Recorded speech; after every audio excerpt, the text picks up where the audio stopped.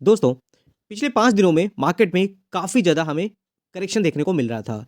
Reason क्या था? हम 3 चीज़ों पे ज़्यादा फ़ोकस करते हैं। पहला होता है कि क्रूड ऑयल, इसका क्या सेंटिमेंट्स देखने को मिल रहा है। बहुत ज़्यादा क्रूड ऑयल का प्राइस अगर ऊपर जाता है, तो मार्केट के लिए अच्छी बात नहीं होती है। सेकंड होता है फॉरेन इंस्टीट्यूशन का डेटा क्या कहता है। फॉरेन इंस्टीट्यूशन लगातार सेल कर रहे हैं, तो मार्केट में प्रेशर देखने को मिलेगा। तीसरा होता है दोस्तों ग्लोबल सेंटिमेंट्स। तो ग्लोबल सेंटिमेंट्स भी अगर मार्केट के फेवर में नहीं रहेंगे, तो कहीं न कहीं मार्केट में प्रेशर देखने को मिल जाएगा।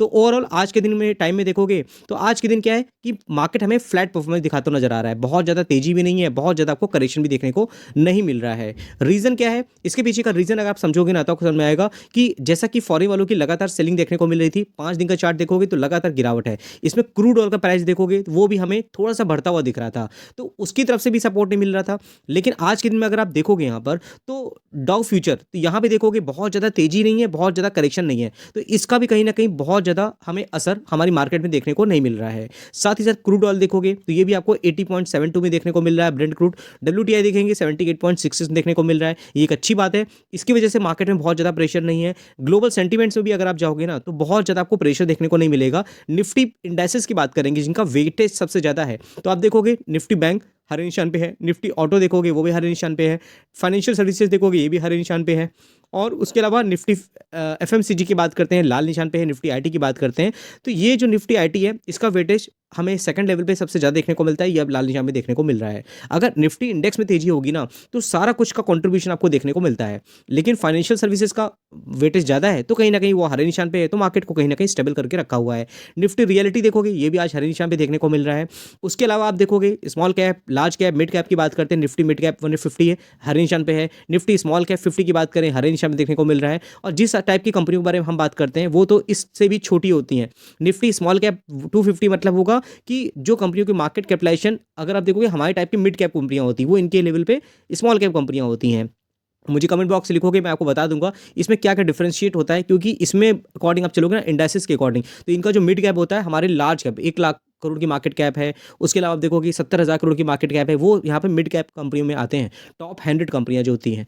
और यहाँ देखोगे निफ्टी लार्ज कैप जो होती हैं टॉप 100 कंपनियां जो आपको देखने को मिलती है निफ्टी 100 कहोगे तो ये सब चीज़ें आपको समझ में आती हैं जो यहाँ पर बनाई गई हैं। उसके अलावा अगर हम बात करते हैं कुछ और इंपॉर्टेंट चीज़ हैं, जैसे हम ग्लोबल सेंटिमेंट्स की बात कर रहे थे, यूरोपियन मार्केट क्या हाल चाल है, तो आप ग्लोबल मार्केट देखोगे ना तो आपको यहाँ पर हरा निशान देखने को मिलेगा हर जगह पे। और चाइना की मार्केट देखोगे वो भी हरे निशान में देखने को मिल रही है। अगर हम जर्मनी की मार्केट देखते हैं आपको देखोगे वो भी हरे निशान देखने को मिल रही है। तो ओवरऑल आपको हर जगह पे यहाँ पे कहीं ना कहीं तेजी ही देखने को मिल रही है। लेकिन अगर आप देखते हो यहाँ पे तो बहुत ज़्यादा तेजी नहीं है, छोटा बहुत है, 69 पॉइंट की तेजी है, 46 पॉइंट की तेजी है। अगर हम फिर से की बात करते हैं 267 272 पॉइंट की तेजी देखने को मिलेगी। तो इस तरह की मार्केट हमें देखने को मिल रही है, तो बहुत ज़्यादा ग्लोबल सपोर्ट भी मार्केट में देखने को नहीं मिल रही है। तो अगर आप देखोगे कुछ कंपनियों के बेसिस पे तो आपको जरूर पता चलेगा कि किस तरह की जो कंपनी के रिजल्ट्स आ रहे हैं वो भी कहीं ना कहीं मैटर करते हैं इंडिया की मार्केट में। अगर कंपनी रिजल्ट अच्छे नहीं आएंगे तो कहीं ना कहीं प्रेशर देखने को मिल जाएगा। साथ ही साथ रुपीज़ की बात करते हैं तो 86.59 पे देखने को मिल रहा है यहाँ पर, और इस पे हमें बहुत ज़्यादा प्रेशर देखने को मिल रहा है। और कुछ एनालिस्ट का कहना ये है कि जो रुपीज़ है वो लगभग आपको 88 को हिट करता हुआ दिख सकता है आने वाले 9 से 12 महीने में। तो ये भी लोगों की यहाँ पे जो उन लोग की रिसर्च होती है इकोनॉमिस्ट की, उनका कहना होता है, उस पर अपने ड्यू डिलिजेंस के अकॉर्डिंग वो लोग बात करते हैं। ये कहाँ तक सत्य होता है ये आने वाले टाइम में पता चल जाएगा, क्योंकि ये जो न्यूज़ है ये हमें देखने को मिलती रहती है मार्केट में, कभी कभी सही भी हो जाती है, कभी कभी ये चीज़ें गलत भी साबित हो जाती हैं।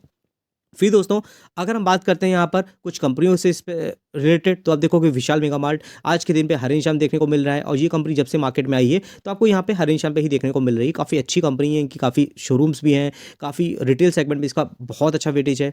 इंडिया में काफ़ी इनके रिटेल शोरूम देखने को मिल जाते हैं। अब इसको लेकर के अगर आप देखोगे Vishal mega mart share emerge as a mutual fund favourite post listing, तो कुछ बड़े बड़े ब्रोकेज हाउस होते हैं, म्यूचुअल फंड का ये फेवरेट कंपनी के रूप में देखने को मिल रहा है। और अलग अलग एफपीआई की बात करें, उनकी इन्वेस्टमेंट इस कंपनी में देखने को मिल रही है। और एफपीआई की बात करते हैं, एफआईएस की बात करते हैं, अगर उनका इंटरेस्ट किसी कंपनी में होता है तो कहीं ना कहीं बड़ी बाइंग हमें देखने को मिलती है और स्टॉक में काफ़ी रैली देखने को मिल जाती है। तो इस स्टॉक को आपको जरूर अपने फोकस रखना चाहिए। नई कंपनी है, भविष्य में अच्छी तरीके से ग्रो कर सकती है, क्योंकि मार्केट कैपिटलाइजेशन देखोगे तो इसकी मार्केट कैप छोटी है। अगर हम यहाँ देखें तो इसकी मार्केट कैपिटलाइजेशन लगभग 48,000 करोड़ की देखने को मिल रही है। तो मतलब ये बहुत ब्लू चिप 1 लाख करोड़ की मार्केट कैप वाली कंपनी नहीं है, पोटेंशियल है अभी। और लेकिन अगर पी देखोगे तो 106 है, इंडस्ट्री पे देखोगे तो 33.6 देखने को मिल रहा है।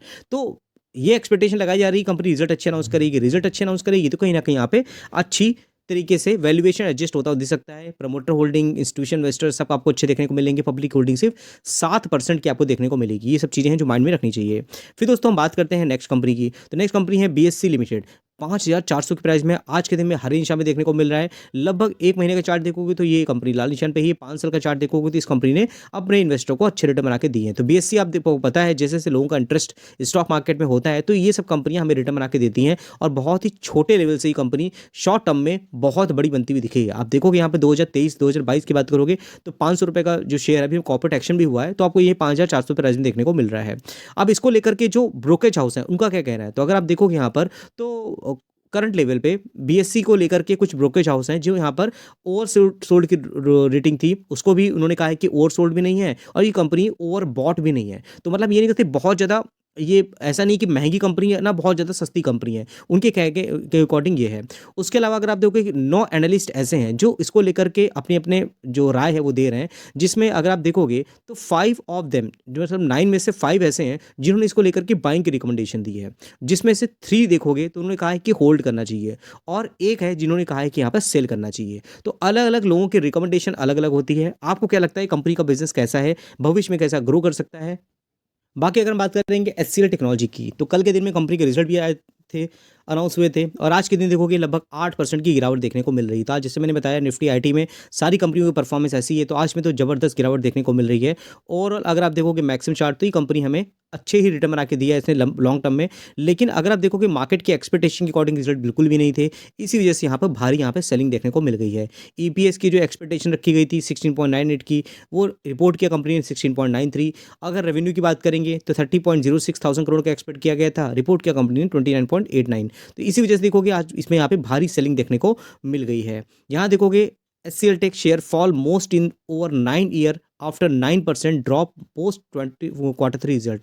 तो अलग अलग लोगों की एक्सपेक्टेशन अलग अलग होती है दोस्तों। अगर किसी को बहुत ज़्यादा अच्छे रिजल्ट चाहिए होते हैं, उनके अकॉर्डिंग रिजल्ट नहीं आता है तो यहाँ भारी सेलिंग देखने को मिल जाती है।